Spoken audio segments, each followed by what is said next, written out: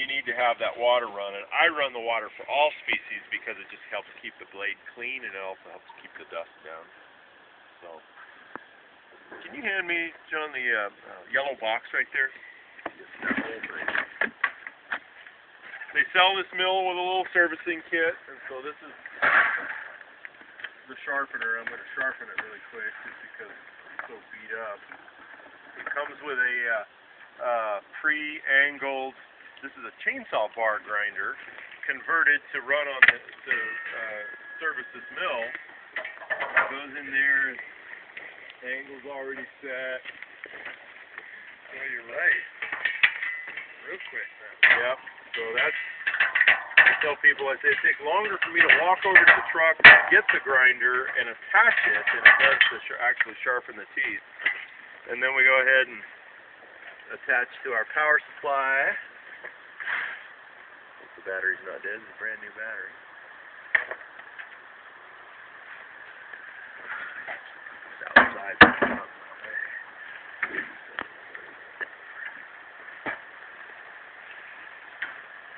Check it to make sure the angle's right. This is a diamond impregnated wheel here. And the metal on the blade is tungsten carbide, so it's a very brittle, very hard, holds a really good edge. But that's why it breaks so badly when it hits steel. It's very brittle. What's that inner yellow part? Is that a softener or is that... No, that's just the inner part of the disc. Okay. The diamond is in the gray part. Okay. Diamond dust impregnated into there.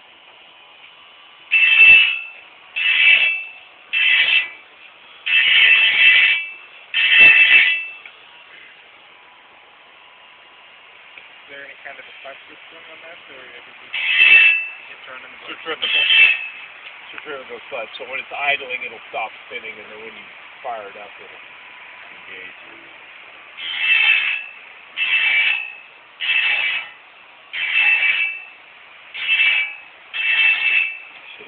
If I'd known we were going to do this today, I'd have put a brand new blade on. I've got new blades.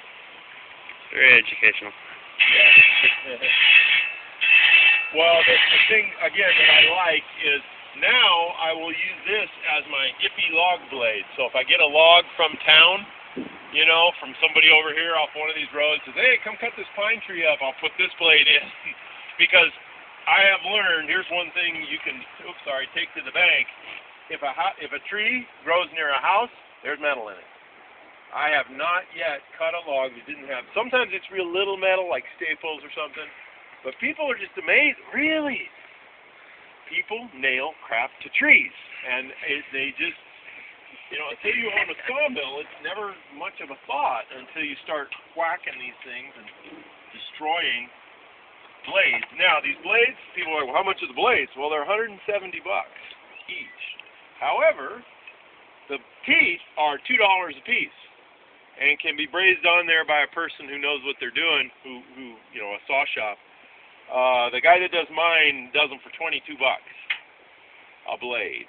And plus shipping, he's in Portland, so it costs me about $35. A little less per blade if I send all 3 blades at once, if I wait till they're all broken. The bar guide for a chain. This whole set is a bar grinder and bar and chainsaw sharpening kit. So they've just bought it and modified it to suit the mill's needs, and then they sell it to you, and they go ahead and include that. I've never used it.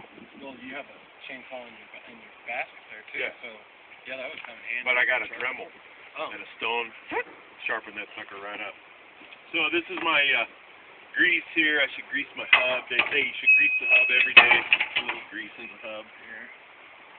There's a little grease nipple down here, and you can get 3 squirts of grease into there. This thing leak anything at all? It does not leak anything. It's fused with fine mist of water, you know, as we trickle that water onto the blade, but that's about it. It doesn't leak oil or fuel or anything. What kind of problems do you get with the dust getting into the blade? None. Nothing like that? Nothing. The only thing is on this side, Devin, there's a screen that the air that cools the motor goes in, and that will, because it's sucking air, it will plug up. So I just put a gloved hand down there when it's idling and just kind of clean it off. or stick a stick in there if it's spinning, you know, to knock the stuff off so the airflow stays. Just got to keep that clean. Oh, thanks. You can set on the ground there. You need to dig in there and get the chest. Alright. That's some sort of skirt right here too? Yeah, that's just a backflow skirt. It kind of helps divert chips downward. Now there's two white square milk jugs in there. Can I have those? So I have winterized this already, which is I dumped the water out. So now we put this in. These jugs were sitting by the back door and I grabbed them. So the water's kind of stinky, so when we start milling, it's going to smell like sour milk. Actually, it's going to smell like cedar. That will overpower the sour milk, hopefully. I hate these square jugs. Yeah. There we go. Normally, there's a hose you can see laying right there. That goes up to the house, and I keep water down here in the summer for fire, and then for doing this, and then you see a sprinkler up on my deck. I water those logs as well. Why do you water logs? Keep it from drying. Keep them from drying out and cracking. That's called checking, and we'll look at checking here in some of the wood. But the one thing I learned about instant cedar is it checks really badly, especially when the bark comes off.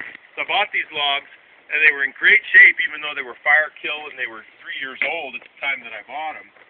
And I hauled them here, and then all of a sudden they started drying out and checking really bad, and I couldn't figure out what was different. And then I realized that in the loading and unloading, they knocked a lot of the bark off. And as soon as the bark comes off, they start drying out, and your logs crack, and then your volume recovery goes down. So I put a sprinkler on the deck and water it periodically in the summer to keep it from checking any worse. The logs down inside the deck that are buried from the sunlight are in really good shape. The outer ones, we've lost some volume. So, there. Okay, so we got water. Yeah, let me that red fuel can there. Not much in it, but that'd be enough for everything flat. This thing's very, very fuel efficient.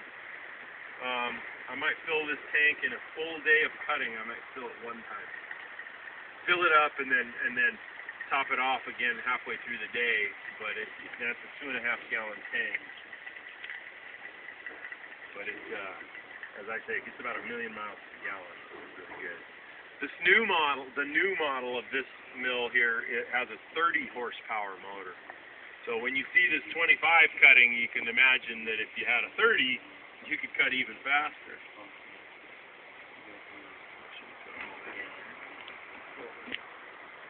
So is this thing kind of like a lawnmower motor? Yeah. Time it. No. Well, it has a choke. Motor.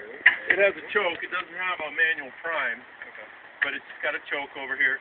And for some reason, the way the fuel pump and system works, it's what I call a two-cranker. I've kind of figured out how to baby it and sometimes get it started on the first crank, but usually I just crank it and then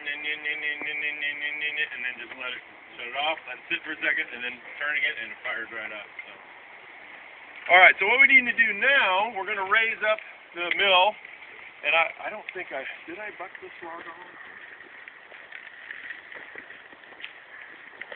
Oh, cool. Okay. So we